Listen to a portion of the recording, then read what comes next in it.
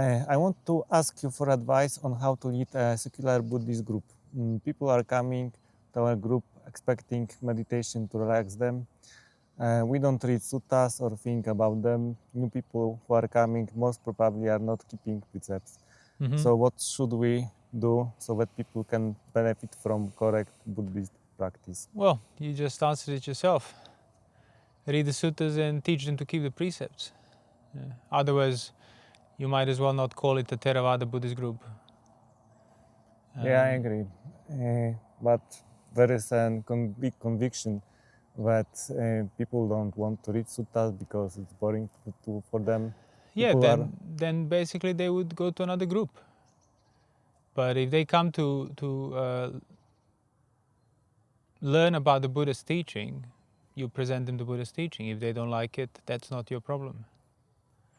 It's not like your goal is not to try and keep as many people as possible interested. Your goal is to show to those that want to follow it what to follow.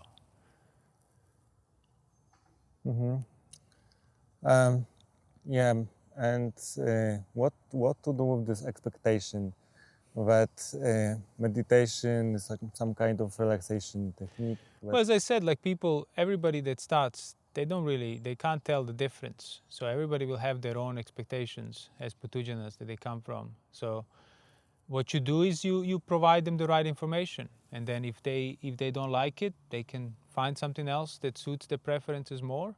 But you'll be surprised how, despite of how wrong their expectation might be, if people were to hear the right thing, many of them would recognize that they want to do it.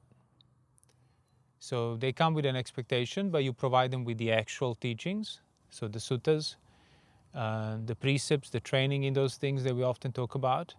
And those that see the value in that, they will stay. Those that don't will find something else that would cater to their needs. Yeah. Yeah, I have a theory that everyone deep inside know what is the truth, but we just choose to not see it. Well, exactly. You can't make them do it. So if they don't want to, if they don't want to practice the Buddha's teaching once they find out what it is, that's up to them, and that's fine. But the worst is to actually misrepresent the Buddha's teaching because you think people might not like it. Yeah, there's always somebody's not going to like something, but if you want to run a group, your duty is to present it as clearly as possible what the Buddha was teaching, what the requirements are, even if that puts everybody away. Yeah. Would you recommend some suttas for starters? Well, I think you could just go through Majjhima Nikaya suttas. They kind of a certain balance. They're not too short, they're not too long, and they always obviously revolve around the important points. So just any pretty much engagement with the suttas can sort of point people in the right direction, so at least they'll know, okay, I can do this on my own as well. I can read this, I can study this. I can try and understand what these texts kind of require from you to do if you're interested in following the Buddha's teaching, yeah. Should we advise them to do some contemplation, like for example, ask yourself, are you suffering? Why are you suffering? Yeah, all of that, of course, yeah. Like kind of a certain a guided type of questioning, reflections, and so on. But as I said, your job is to present them with what the Buddha was teaching. So you might see that half of these people here come because they think the Buddha was teaching something completely different. So therefore I won't tell them what the Buddha was. No, you tell them, and if that makes them leave, they leave. New people will come.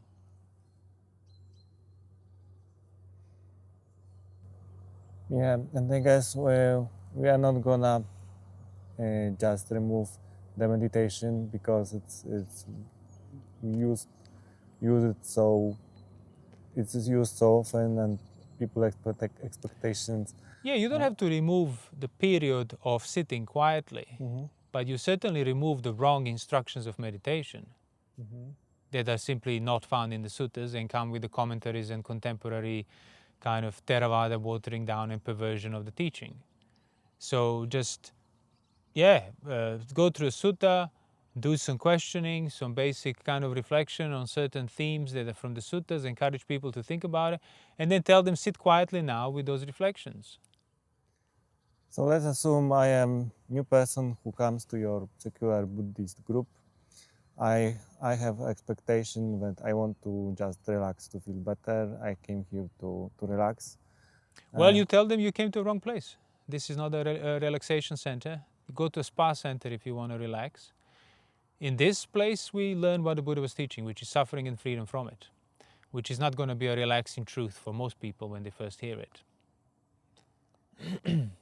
Okay, so you have no duty or obligation to cater to the expectations of people when they come for the Buddha's teaching. Supposedly, at least.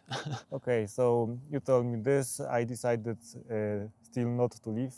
So what's next? I want to relax because I am suffering. Yeah, so the only way to truly relax from your suffering is to understand it. So you have to start studying the suttas, training the precepts, until you relax on the right level. Yeah. If you want a quick fix, you came to a wrong place. Okay, and often we got question when some new people come, is Buddhism a religion? It depends how you look at it, I suppose. I mean, it certainly today is a religion, because when you look at the Buddhism as the way it was spread through various Asian countries, it is their religion. It's on the level of their belief, on the level of their superstition, just like how Christianity is in Europe for most people. But the practicing aspect of Buddhism, or the practicing aspect of any religion, it's not really religion. Religion is basically when it becomes kind of a part of identity and belief of people that don't really practice. They don't want to practice.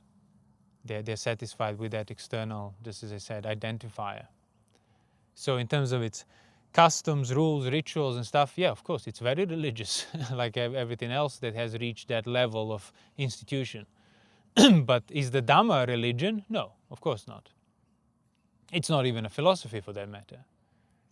It's a specific recipe for a certain type of behavior, certain types of reflections that can bring certain type of understanding. That's it. So it's very specific.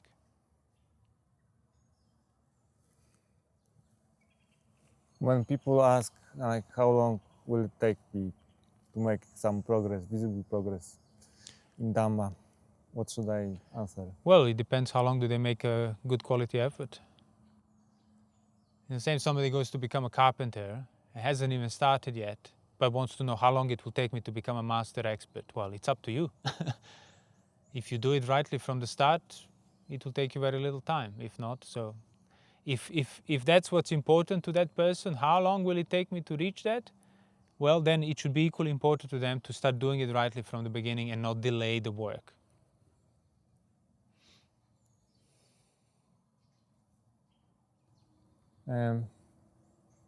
Yeah, and what should I tell people? Like, we are advising people to watch your videos, but some people are saying, like, you are too harsh in speech, like you are not positive enough, like you don't have this image of smiley monk.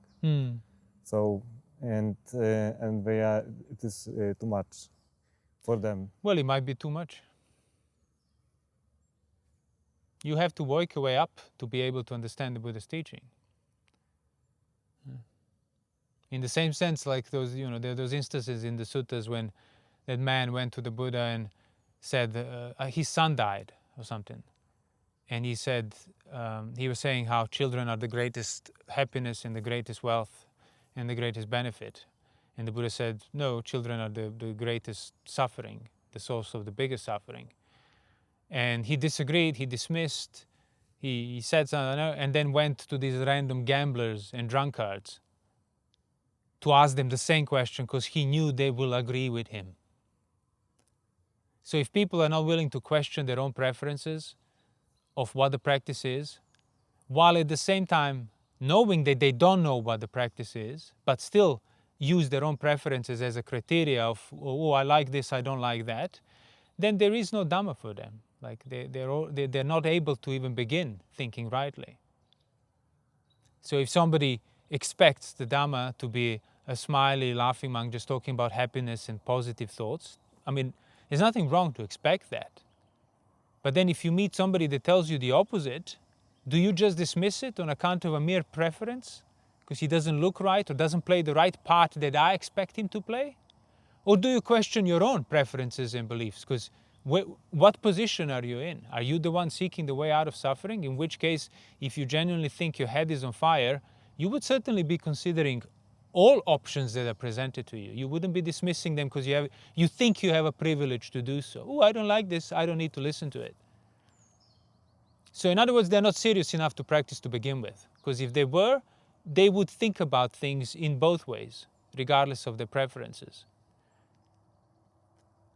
So if they want a happy monk and positive thoughts, they don't want the Dhamma, really. They just want an engaging, even intoxicating spiritual dimension to their very kind of household, worldly life that they don't really want to change. Is there a place for such people who really don't want Dhamma, but they want just kind of Buddhist practice for lay people? Say again, is there what? A place for such people What do you mean? in our group, for example. Well, it depends what you want your group to be about. Do you want your group to be about something that just caters to your average Buddhist with whatever preconceived notions of Buddhism they bring in? Do you want to just cater to that? Or do you want your group to be about the actual Buddhist teaching? In which case, there is no place for those that don't want to follow the actual Buddhist teaching. But maybe they just want these teachings for lay people from Buddha. It's the same teaching. He didn't teach a different Dhamma to lay people. And when he was teaching lay people how to look after their wives and be generous and good householder, that was not the Dhamma. That was just be a good person so you have a good rebirth. And he would teach them that because he knew they won't understand the Dhamma. So your definition of Dhamma is things that uproot the suffering. Of course, that's the only definition there is. Because many people have definition like all teachings are Dhamma, everything in the world is Dhamma. Yeah, because they haven't read the suttas and haven't read the actual Dhamma. They've just been hearing second-hand perverted accounts and develop their own notions of who knows what, basically. Some generic religious spirituality, Advaita, and so on. So, as the Buddha said repeatedly, Dhamma only has one taste, which is freedom from suffering. In the same sense, the ocean has only one taste of salt. So whether he was teaching it to householders or monks, if it was the Dhamma being taught, the principles, the virtue, the restraint, the taming of the mind, reflections on those certain topics, there was no exception. It was the same. And there were suttas that say that whether householder or a monk, this is the path. Yeah. So if people come there and they don't want to do that, then there is no place in that group for them. Not because you refuse to let them in. It's because they refuse to follow what's required. It's again like you go to a carpentry school and you say, but I don't want to work with the wood. I don't like that, but I want to be a carpenter. I still want to be a carpenter, but I don't want to work with wood. Does that make any sense? No. By any measure of rational thought, that's insane. Especially when you find out what carpentry entails, if you still want to insist on your own preferences. Should we also include some kind of practice of generosity? Sure. Yeah. Any advice what it might be? Well, I don't really know, but you could probably find out, places, communities, things like that are in need of help that can be contributed towards, and just organize things like that. Yeah. Like go and volunteer somewhere as a group, basically. Yeah. Yeah, absolutely. Okay, so many teachers, you are focusing on 5 precepts, but many teachers put emphasis on Eightfold Path and other parts of path as well. So Well, those teachers should read the suttas, because they very clearly say that there is no Eightfold Path without the right view. So if you think you're practicing Eightfold Path without being a Sotapanna, you're not.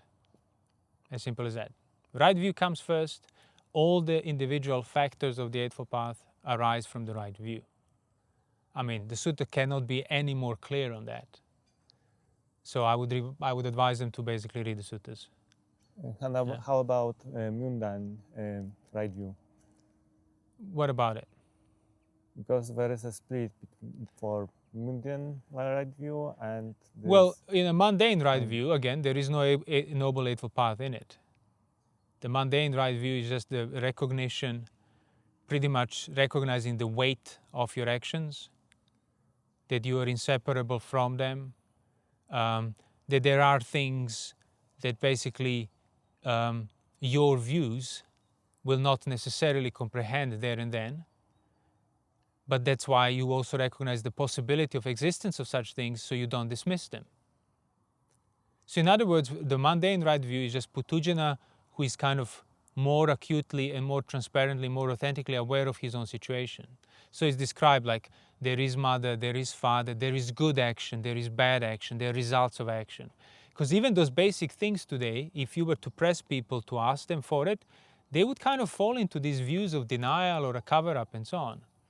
And everything would just be boiled down to certain, I don't know, like reductionist psychology or biology or physiology, and in reality nothing's real, everything is constantly changing.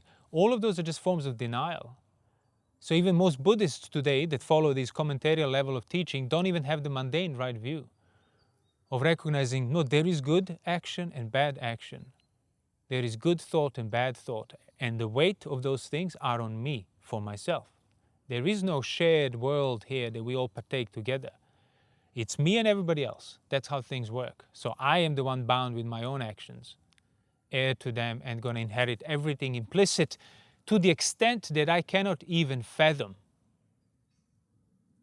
Not just, yeah, I can measure the action and the reaction that comes with it. No, the implications of your actions can span over a course of who knows how many lifetimes, and you can't even fathom that at a time. Yet they will the results will keep coming back. So the fact that there are those things that you cannot even comprehend does not give you the rational basis to dismiss them. You know, like usually like people say, oh, what's the proof that there is rebirth? Well, what's the proof that there isn't one?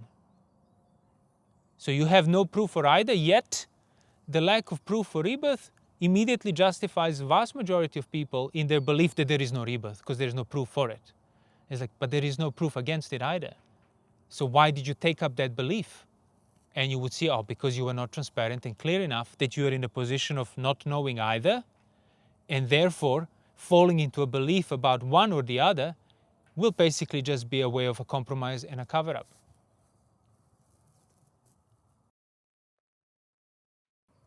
Let's say that some new people are coming, and should we tell them that there is a rebirth, and when they should contemplate that they have karma, and this karma will be brought to the next rebirth? Well, yes, again, like in a broad strokes, but that will not necessarily develop the mundane right view either for them. Like it needs to come internally, a person themselves, internally, need to see that, oh, I'm in the position of not knowing this for sure. Therefore, whatever I choose to believe will in return reflect on my course of action. That's why when they asked the Buddha the same question, he said basically to recognize that, well, I don't know which one's true, but usually if I'm dismissing the rebirth, if I'm dismissing the implications of future kind of results of my action, I won't pay much attention to what I do in this life. I will be careless. I will be acting out of greed, aversion, delusion. If I kind of lean on the side, poof, there could be a rebirth, which means then there will be implications and results of my actions to a lot greater degree than I can measure in this life, then you would pay attention to what you do, what you say, what you do to others, and how you behave. But it needs to come from your own, as I said, internal recognition and set of values. Not just, I'm a Buddhist, I believe in rebirth.